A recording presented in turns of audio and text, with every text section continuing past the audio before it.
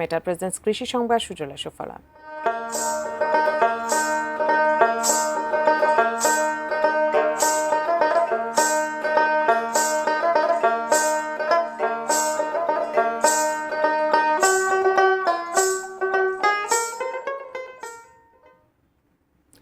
কুষ্টিয়ায় চলতি মৌসুমে সরকারের বেঁধে দেওয়া ধান চালের দাম নিয়ে কৃষক ও মিলারদের মাঝে দেখা দিয়েছে মিশ্র প্রতিক্রিয়া।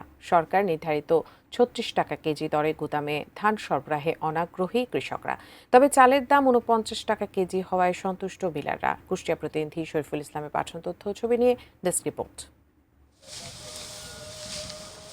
কুষ্টিয়ার মাঠে মাঠে এখন পাকা ধানের সুবাস, চলছে ধান কাটা ও মাড়াই, চলছে সংগ্রহের কাজও। জেলায় চলতি বড় মৌসুমে ৩৬ টাকা কেজি দরে ২৫৪৬ মেট্রিক টন ধান সংগ্রহের লক্ষ্যমাত্রা নির্ধারণ করেছে সরকার। তবে সরকার নির্ধারিত দামে খুশি নন কৃষকরা। খোলা বাজারে ধানের দাম বেশি হয়, সরকারি গুদামে ধান দিতে অনাগ্রহী তারা। ফলে এবছর জেলায় ধান সংগ্রহের লক্ষ্যমাত্রা অর্জন নিয়ে দেখা দিয়েছে শঙ্কা।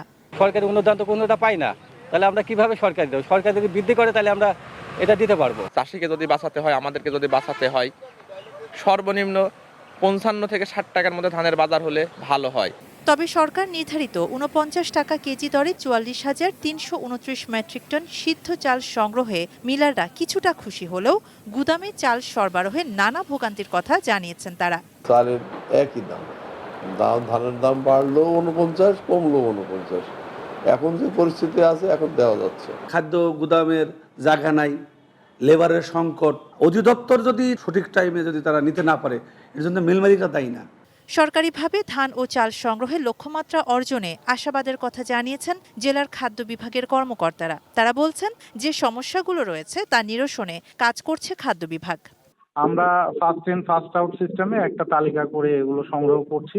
তবে চাপ আছে, কিন্তু এটা আমরা খুব অচিরেই ওভারকাম করে ফেলতে পারবো বলে আশা করি। ২৪ এপ্রিল থেকে শুরু হয় সরকারের ধান চাল সংগ্রহের অভিযান, চলবে ৩১ আগস্ট পর্যন্ত। শাহানা জাহান, ডেস্ক রিপোর্ট, ATN নিউজ।